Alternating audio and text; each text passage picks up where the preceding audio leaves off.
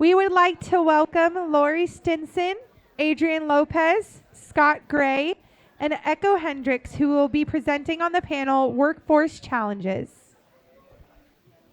Okay.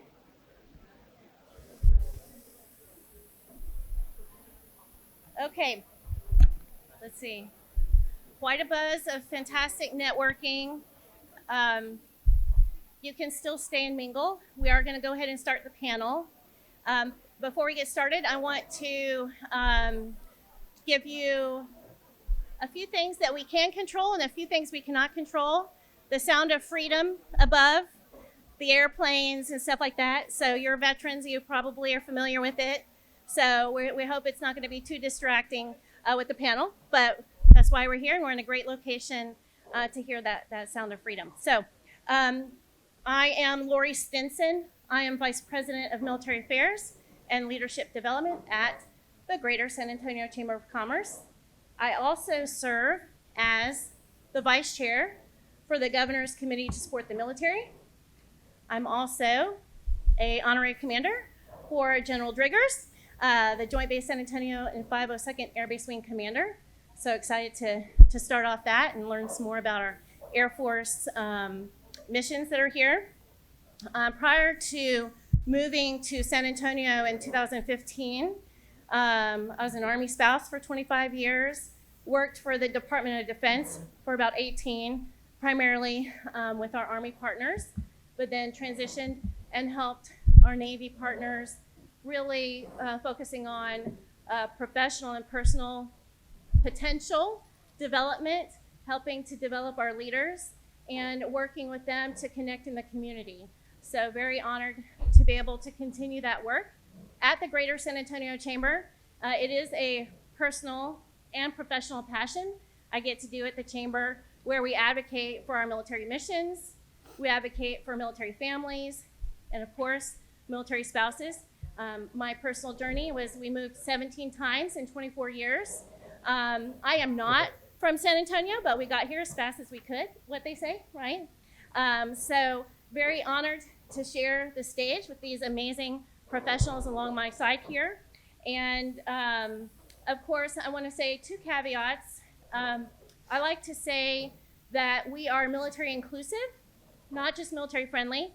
So this conversation, although we want to highlight veterans, a lot of these issues and workforce challenges that we're going to discuss, they know no bounds, right? It's not just veteran-owned businesses, it's all varieties of sizes and industries that our workforce is having some challenges. So before we begin, I want to introduce each of our panelists, and then we'll go ahead and dive in since we're starting a few minutes late, but thank you for finding your seats. I'd like to start here. Adrian Lopez has served as the Chief Executive Officer of Workforce Solutions Alamo for the last 4 years. Workforce Solutions Alamo serves as the governing board for the regional workforce system, a network of service providers and contractors that brings people and jobs together. They represent the taxpayers of the 13-county Alamo region. Adrian, thank you for being here.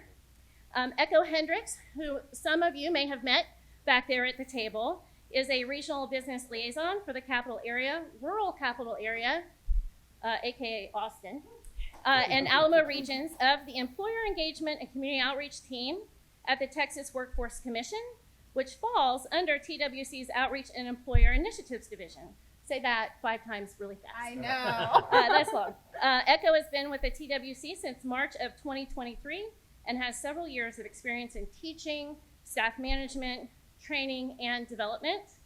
And then Scott Gray, our dear friend here, is the president of Elevate Systems, where he leads alongside his wife, Maricela, who serves as the chief executive officer. After being an executive in the defense industry for over 25 years, Scott and his wife started Elevate Systems in late 2012. Elevate Systems is an engineering services firm based here in San Antonio, specializing in Department of Defense weapons systems, obsolescence, and sustaining engineering support. Say that 5 times fast. They have become known across the services as a leader in the additive manufacturing, design, and model areas. So you'll see on this panel, we have a wide breadth of knowledge and expertise. We have resources from the state level, from our local level, and then of course, someone who has had his boots muddied, so to speak, as a CEO, starting a company and small business, and in particular working with our Department of Defense. So let's get started with the discussion. There's no question that our nation is experiencing some significant challenges in the workforce from both the employee perspective and the employer perspective, organizations looking to hire and people really trying to find good, meaningful careers. I'd like to keep this discussion based on kind of some positive solutions, positive outcomes, but I do think it's important for us to start with a foundation on where we are here in San Antonio today in the workforce, and in particular as Texans too, what are some challenges? So I will start with Adrian. Can you first explain the mission of Workforce Solutions Alamo, and then provide trends or challenges that you see, recurring concerns and issues around workforce? Sure. Thank you for allowing me the opportunity to be here this morning. Just sort of real quickly, we are one of the 28 workforce boards in Texas. We're funded by the Texas Workforce Commission, but we're not technically the Texas Workforce Commission. Back in the 90s, the legislature decentralized workforce services from I think it used to be the Texas Employment Commission at the time, and created the 28 workforce boards. So we cover 13 counties, have 16 career centers. We actually have a satellite office on the other side of this building here at the food bank. I think it's the first of its kind in the state and probably the nation where we're bringing workforce services to people that are in need. So in those 16 centers that we provide, opportunity for job seekers, the opportunity to come to utilize our resource centers, to be able to use computers for job search, resume writing, all of those types of things. We do a lot of light touch. So last year we probably had about over 80,000 folks come to our career centers seeking out employment or types of services. But we also balance that against working with employers. So last year we probably worked with over about 1,000 employers, hosted a number of hiring events, probably about 13,000 folks to those hiring events. And so we work hand in hand with job seekers and employers to match them together to meet the needs. Just quickly on a note in terms of where we are today, in terms of the labor market, we're about 3.8% unemployment. Texas is leading the nation in job creation, and so we're the fastest growing state in the country when it comes to job growth. Hundreds of thousands of jobs created in the last few years for this region. Probably just over 150,000 or so jobs just in the last 2-3 years. We're producing jobs at a faster rate than we can produce people, and that is definitely a challenge for this region. Thank you. So Ekko, similar question. Can you explain to us the specific role that the Texas Workforce Commission plays in providing solutions to some of these workforce challenges that we're seeing? Yeah, absolutely. So Texas Workforce Commission, we have several different programs that offer help to upskill, giving those employees that may come to your job just a different opportunity to take classes at the local community college, which would be Alamo College, and they have several campuses across San Antonio. So that is definitely one of the solutions to upskilling, getting those job trainings done so that they're able to perform at that level. Great, yeah. Thank you. So, okay, Scott, from your perspective as a CEO and engaged community leader, I have to say, Scott also chairs our aerospace committee at the Greater San Antonio Chamber of Commerce. Putting a plug in there for you, Scott. Thank you so much for your volunteerism. What would you say your workforce challenges have been in the last few years? And do you see any trends that need to be addressed specifically? Thank you very much. Again, I'm Scott Gray, president of Elevate Systems here in San Antonio. We're a defense-related firm. We started with my wife about 11 years ago supporting the warfighter. And we do that, and we're a very technical company, so we need workforce from all areas of the technical realm, from people who understand electronics, people who understand weapon systems and parts and engineering. So we partner here in San Antonio with the local universities. One of the biggest things we try to do is get the kids inspired to want to go into these technical fields. It's very difficult. That's why I sit on the board of the San Antonio Museum of Science and Technology. We're trying to run 120,000 kids a year through the new SAMSAT, the Boeing Techport Center, not too far from here, to get them inspired. They don't have to go to college. There are many, many pathways here in San Antonio for non-college bound talent, such as A&P certification we're aerospace. Everything we revolve around is aerospace.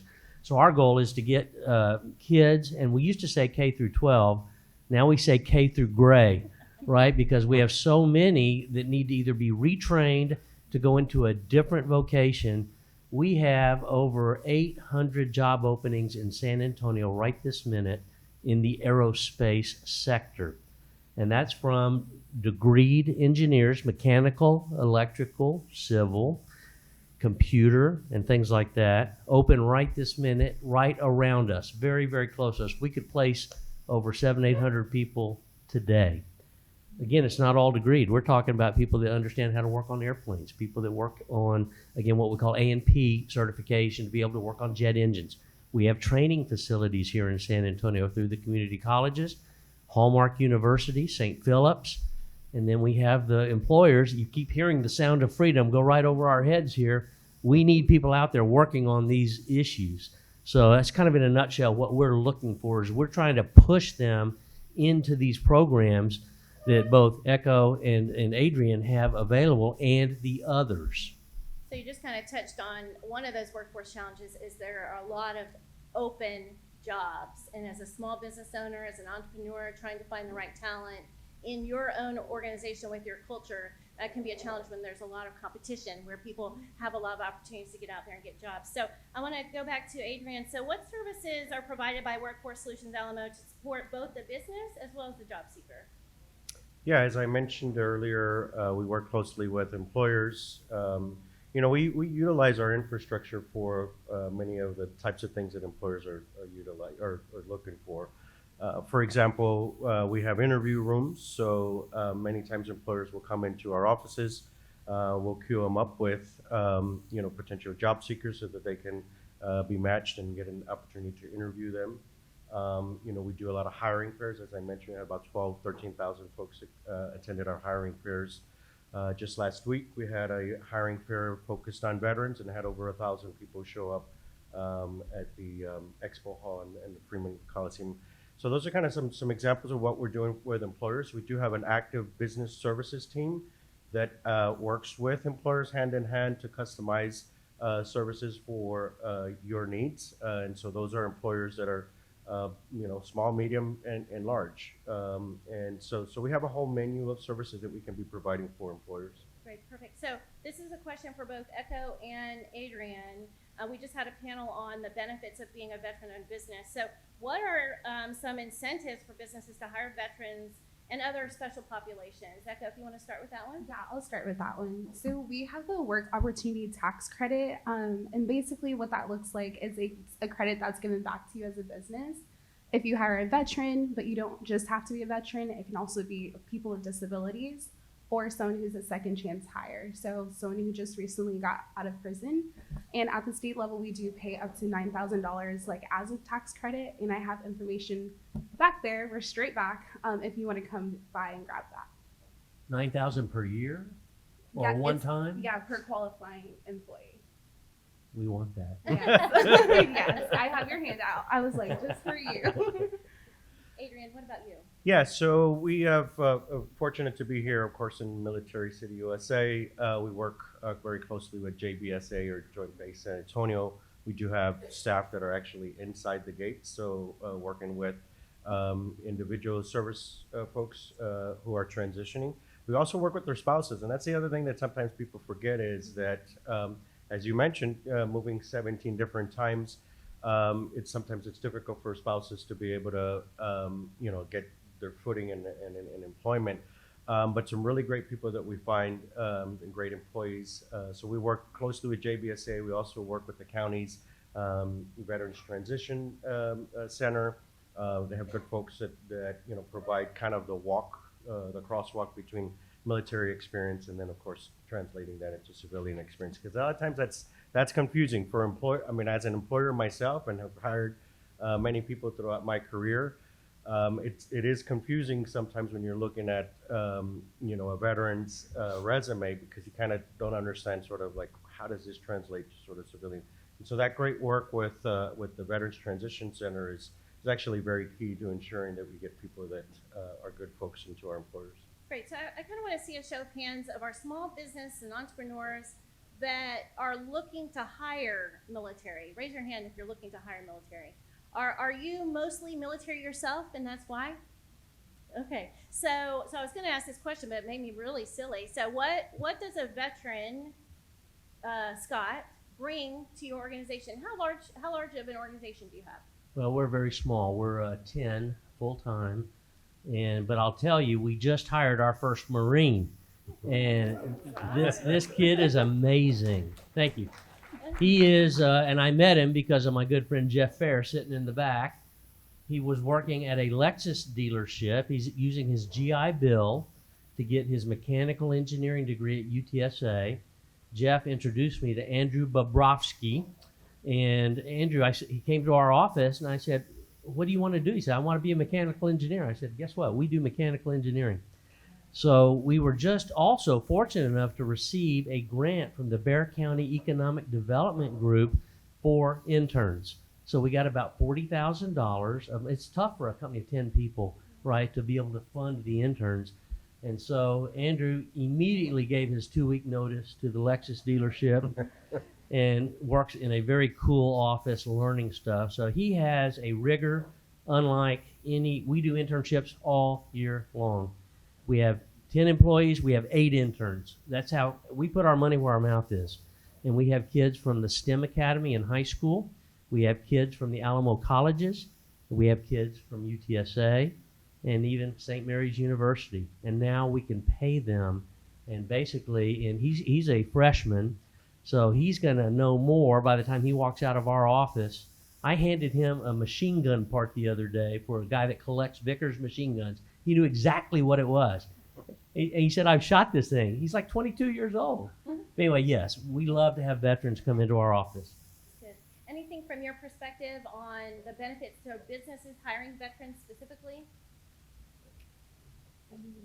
Yes, definitely. I mean, from our perspective, when we talk about resiliency and we talk about conflict management and those types of things, you'll be hard pressed to find a veteran that doesn't fulfill that and fit that role really well.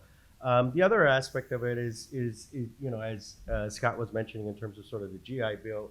One of the things that Scott, I gotta emphasize that particular point, that many times employers are looking for somebody who already has all of sort of the qualifications from day one. And what Scott's doing is a really great strategy from the perspective of what employers should be doing across, which is you may not have somebody that has the full skill set, but if they're a veteran and they're getting get their GI Bill and they're going to school, then at some point in the future they're going to be able to sort of gain that. But we do that as well with some of our dollars where we're investing into things like work experience. So we'll work alongside with employers, try out folks saying, "Hey, if you want to try this person out for 90, 120 days, doesn't work out, then not a problem because we pay for their salary while they're working with you. If it works out, then obviously you save some money there, and then you also have a full-time employee." Right. Scott, a quick question for you. How are you finding those interns? Where should people go? It's funny because we just started out with just the STEM Academy here in San Antonio. And then the STEM Academy has another academy called the International School of the Americas. They heard about it, so they started calling us. And then it went from there to me sitting on various boards and being on the aerospace committee for the Greater Chamber. Now it's word of mouth. People know that a 10-person company is willing to double their amount of employees by bringing in interns. That's unusual. Unfortunately, it should not be unusual. That's how we find them. They find us now. That's true. That's good. You've created a great reputation of supporting them, educating them, giving them on-the-job training, testing out the car, so to speak, right, on both parts, seeing if they fit. That's right. Everybody comes in has to tear down a 3D printer and rebuild it. Oh, no. It's cool. For me. Okay, so I want to touch a little bit on what Ekko, you talked about upskilling. Yeah. So, of course, we know retention is a challenge, and offering employees opportunities for growth and continuing education are competitive markers that tend to steal your best employees away. So how can a small business upskill their employees to keep them there, retain them, and offer some additional benefits to the organization? Yeah, absolutely. So, with a small business, the way that they can upskill their employees is really quick. Actually, at our level at TWC, we have an application process where you're able to fill it out, list your employees, list like their job titles, job roles, and then you come over to Alamo College, which is going to be over here to the left. They have a table too, and Kathy will assist you in like what classes, what courses you want them to go ahead and take to upskill their skills. And we do provide up to $1,800 if they've been with your company less than a year. If they've been with the company longer than a year, then we do provide up to $900. We want that too. Yes, I have it all. So we do provide that funding, and it is on a 12-month calendar basis. We do ask that like you apply 3 to 4 weeks before the class begins. Well, it takes 3 to 4 weeks, and you apply 6 to 8 weeks before the class begins. So very quick process, and Kathy walks you through. And we've done several skills for small business and like upskilled several small businesses within San Antonio. So she's an expert. That's good. Workforce Solutions Alamo providing some of the same upskilling. What exactly are you guys working towards? Yeah, we work a lot of times with employers to address not only new employees potentially, as I mentioned, through work experience, but we do work with employers sometimes with their incumbent staff. And so I'll give you a perfect example. Today we're working closely with Bexar County, actually specifically their Public Works department. So you have some of the lower level types of positions that we're working with to be able to train up. So some of those folks are getting their CDL training while they're actually still working for Bexar County. And so Bexar County's had an issue of trying to fill their CDL positions. And so right now we're probably serving, I would say, upwards a cohort of about 15, 20, which is probably a savings of about anywhere from about $50,000 to about $80,000 to Bexar County. So, but that's one example of how we can take some of those lower level positions that you may have, where somebody has demonstrated, for example, that they're a loyal employee to your company, but maybe don't have the skill set to be able to advance, and we can work closely with you all to help address the upskilling of that individual. Is that I'm thinking small business owner, they're wearing many hats, they don't have a lot of time, right? A lot of times entrepreneurs, you're by yourself, you need some help. What would you say is their first step in the door to providing some of this? Do they just come to see you? How does that work? Yeah, definitely. We do actually have our BSR team back in the front. If you want to raise your hand. So if you have a chance, that's with our business services team. Please stop by. Exchange cards there. We can set up an appointment to be able to look at your needs and see how we can respond. That's perfect. Same thing, Ekko, with you? Yeah. Mm-hmm. Yeah, you can reach out to me and I'll help you out. I'll walk you through the process and then also get you connected to Kathy. That's awesome. Probably a lot of resources online as well. Yeah, tons of resources online. Yeah, That's and good. I wanted to add too, like for small businesses, like you said, they do wear many hats, but we also have Work in Texas where they're able to like list their like what position they want to hire for, everything like that. And at the Workforce Solutions level, we encourage them like, hey, go build your profile, put your resume on there, and it's a really cool resume because they had help at Workforce Solutions level, right? So we're all connected in some way, and we're wanting you guys to get the resources that you need. So before we open up for questions, I want to ask Scott something in particular. Longtime chamber volunteer with the Greater Chamber. I'm looking around small business owners, entrepreneurs again. Their time is limited. They've got a mission. They got to focus on what they're doing. What do you see as the benefit to participating in a local chamber, in an organization that helps to support their work? What have you seen as far as Elevate Systems and amplifying your message and what you need in the workforce? I think we see the value. We've always seen the value in the Greater Chamber. This is not just a gratuitous plug for you guys. It actually is a mechanism where we're able to be associated with aerospace and military, right? Because San Antonio is Military City, USA. So one of the things that we do is by volunteering with the chamber. It takes time, right? And sometimes we don't have that time, but we make the time because of how important it is to do this. But it also gets me an avenue to sit right here and to talk to you guys and let you know about this extraordinary little company that just the coolest little company in San Antonio that has 3D printers and stuff, right? B-52s and F-15s and F-16s. So we also appreciate, one thing I was going to back up a little bit, we have several people by word of mouth that will come knock on our door and say, we've heard about you, can we come in? We say absolutely. And that's how we have found a couple of our employees, not a lot, but a few of them, just by having the reputation thanks to the chamber. I'm also the chairman for the SA to DC aerospace committee issue. So it also allows me to take the voice of San Antonio along with the chamber and our fellow friends with the Boeings and the CNFs and the other companies to take our issues to Washington, D.C. to help change and bring more funding to San Antonio. And one of our issues is workforce development funding for San Antonio, so we can get these other companies involved and get them the ability to get funding to actually help train and grow their own staff. That's great. So we had a question at the other panel about veterans connecting with other veterans, and I think that that's always great. We tend to find each other, right, when we're in a room. So really, I feel passionately about the opportunity for you to connect not just with veterans. You can stay in your own lane and keep your blinders on and say, I'm only working with military veterans, but you're going to miss out on a whole slew of other great organizations and companies that hire. So thank you for making that point, Scott, and we appreciate you. And then Adrian's been a huge supporter of our Greater Chamber too and attended many of our events, so thank you.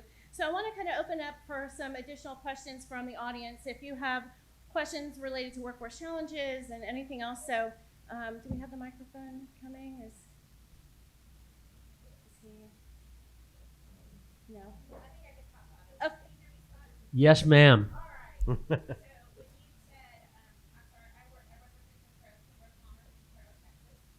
Where's Cairo, Texas? It's south of here. Population is about 8,000. Oh, yeah. Kind of part He's got the microphone right behind him. of South Texas. We're about 2 hours from here, hour and a half from Austin, 2 hours from Corpus and Houston. You really struck me with our local school there is working on a lot of STEM projects and CTE programs and stuff through our school district. So I would love that connection because we're not that far away.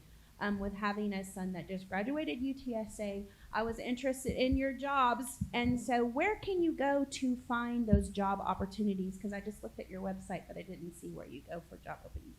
That's a great question. We are such a small company and we get asked this all the time. We don't really post on our website because we do our planning annually, and it's based obviously on the budgeting and funding we're able to get from mainly the Department of Defense.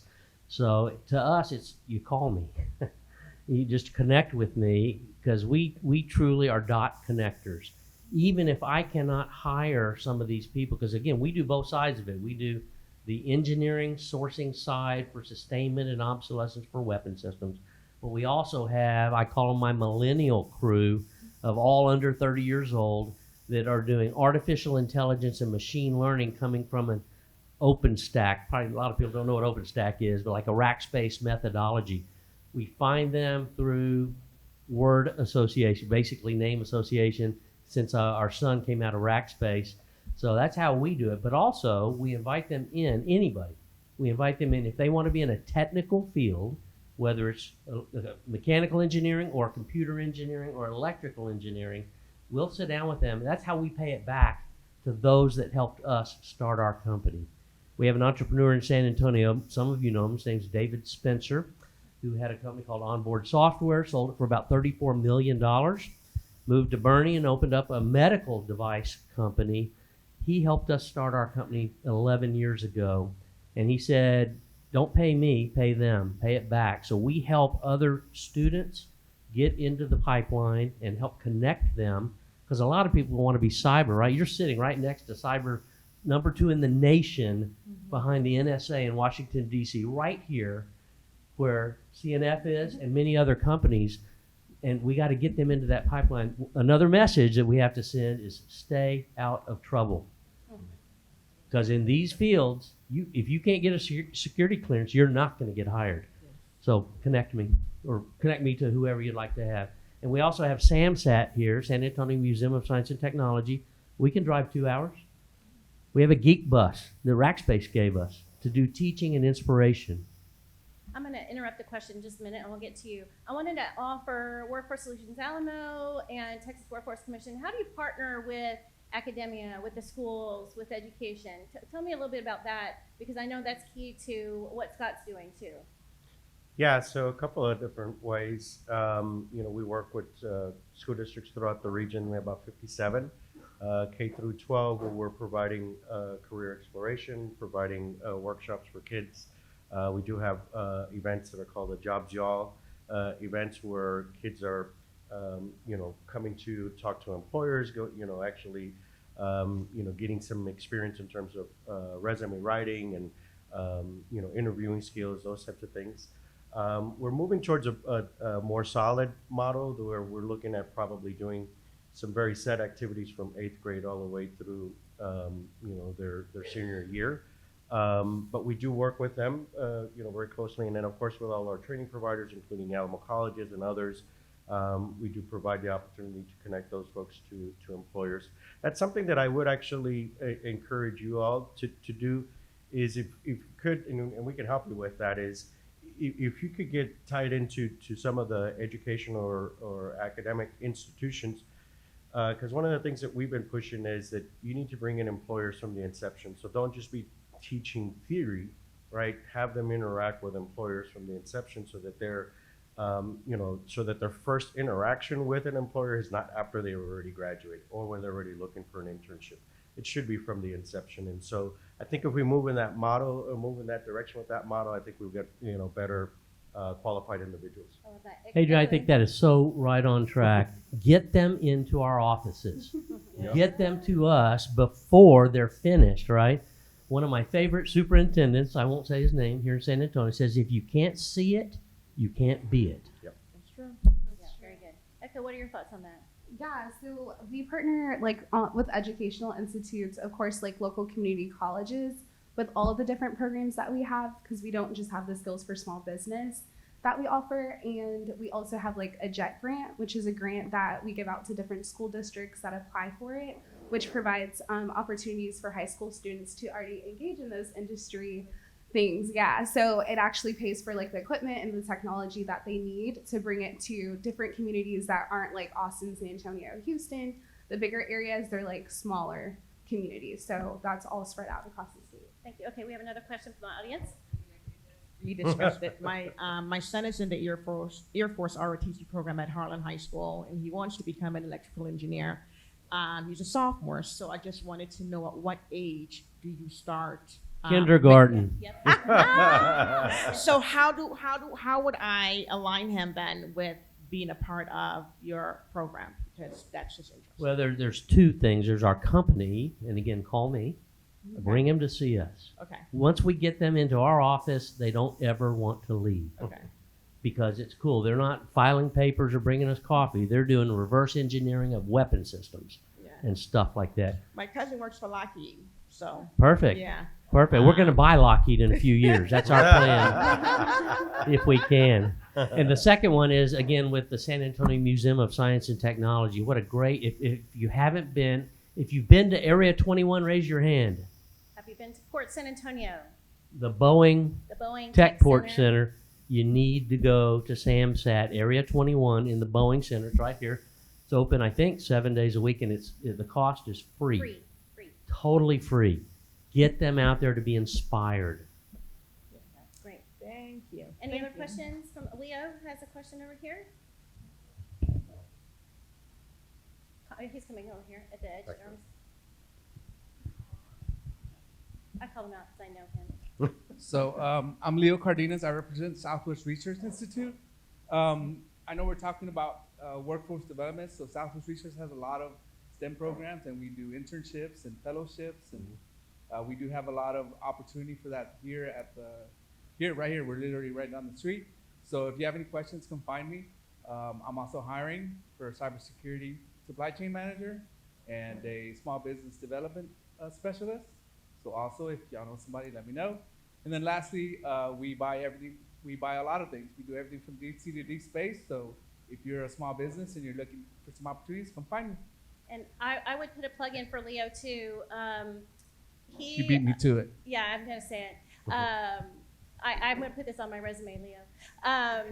He was originally, if you're familiar with the Skill Bridge program, the military has, they offer service members who are getting ready to separate, getting ready to retire within 6 months. They actually will stay on active duty, but they're loaned out to an organization. It's called Skill Bridge. If you're not familiar with it, look it up. It is free for you to do. So you have to go through a vetting process and some applications, but he was supposed to be with Texas A&M San Antonio. They didn't have any work for him over the holidays.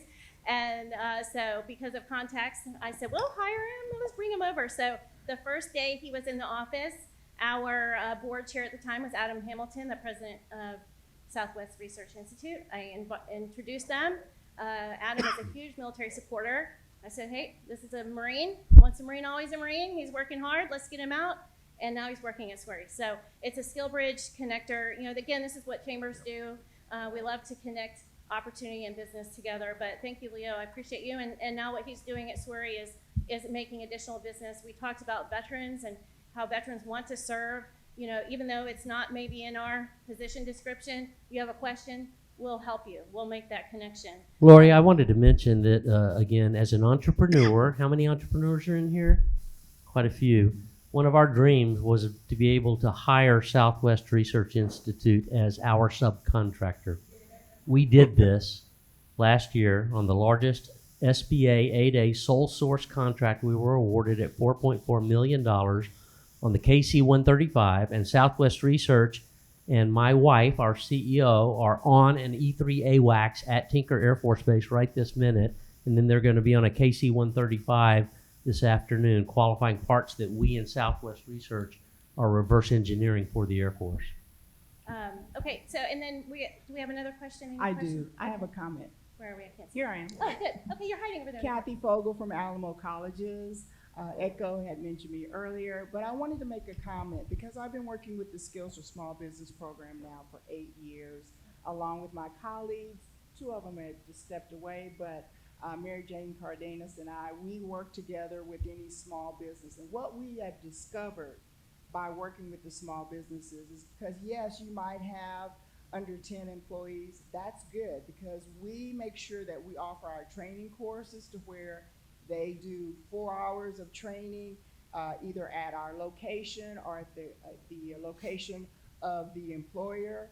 And then the rest of the day, they can go to work. So you don't lose any production time at all. So that was one of the things that we worked with all the small businesses to see, how can we help you to upskill your employees and at the same time increase your productivity?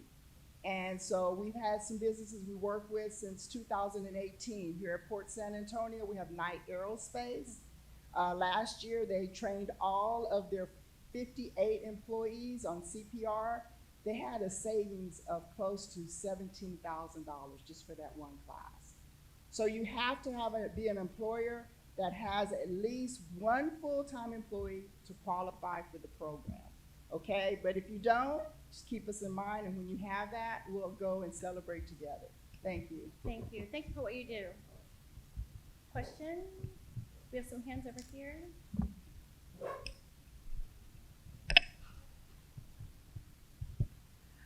You made it. Bring your steps in. All right. So I did have a question in regards to a challenge. So it seems like you guys all have great perspective. I own a boot camp, and we have about 8 team members, and we have job entry level jobs. And so I would love to know your perspective on the Gen Z going into the workforce and maybe some new challenges that you've noticed and how we can meet the needs and wants of that new generation coming in from the business owner perspective. I have views on millennials. I don't know about Gen Z yet. I'll tell you what we're working with some Gen Zs and millennials, and they're just different. They're just plain old different. There's no question about it. I'm one of those guys that came from the school of you sit there and do your work, and I can see you doing your work. And then we had this horrible thing that happened for a couple of years. In our industry, we're defense related, so we got that little letter from the Pentagon that says you cannot go home. You must stay in your office. I'm like, yes. But our tech team went out to the hinterlands. So it's just a whole different mindset that we're having to cope with to get them to, we want them to show up on time when they do show up. I mean, when they need to be there, that's what I mean. And to have a work ethic that is similar to what we want, what we see time and time and time again is with our younger people, we have a deliverable. We, the older people, get up here and we do it, right? These guys do this, and then they crash and burn, but they deliver every single time. So it's difficult for us. It's just a mindset thing, I guess, of not understanding. We just hired a person on our tech team that agreed, pretty smart, came from Homeland Security. He's 27 and thought they're about to have their first child. And he said, I get like 6 weeks off, right? I said, what do you mean 6 weeks off? You don't get 6 weeks off. You come to work. So it's just a different mindset. I don't know if y'all have anything to add to that. I think what I would say is, definitely, what's transpired in terms of the disruption with the labor market over the course of the pandemic has really changed up things completely. I don't think we'll ever go back to, the old days where everybody's in the office, right? So that's just, a reality that all employers, including ourselves, are going to have to come to grips with. From what I understand from sort of some of the younger population is this, a lot of these issues about sort of a life-work balance and having not just a job, but a job that is meaningful and that, creates something that is a little bit bigger than just sort of kind of paying the bills. That's challenging for employers. But what I see employers, how they're, feeling that is, just doing some quirky things and things that are kind of out of the norm. Which could include, stuff like, I don't know, bingo in the office or something to that effect. I mean, it's crazy because some of my staff have convinced me, last few years we do Taco Tuesdays, we do National Watermelon Day and ice cream. We do all kinds of, and I'm like, okay, just tell me where the hell you want me to be at and how much money you need so that we can get it. But I do see them kind of interacting at a different level, and it is kind of cool. Because I'm like Scott, I grew up in a small town, so you pretty much get the work done. But I gotta be honest that some of this stuff has been kind of cool for me because I'm like I can decompress myself a little bit, and so I think I would just sort of kind of advise having them do unique things like that. The other thing that seems to be sort of kind of real key is they want to have a voice. Mm-hmm. And so I'm not sure that that you have to agree to everything, because certainly I don't agree to everything. But if they want to express themselves, then certainly I guess, you can give them that platform. I think your struggle is real. I have 5 children, and I am a parent of some of that generation. But I think exactly what they said. We of a different generation need to be open, and we need to be creative. And we need to see, I think this is why working with the colleges and the education area, we get to kind of infiltrate that system early on. This is what we're expecting in our organization. We can all be cool and work at Elevate Systems. We may own our restaurant. We may own another small business that does a service.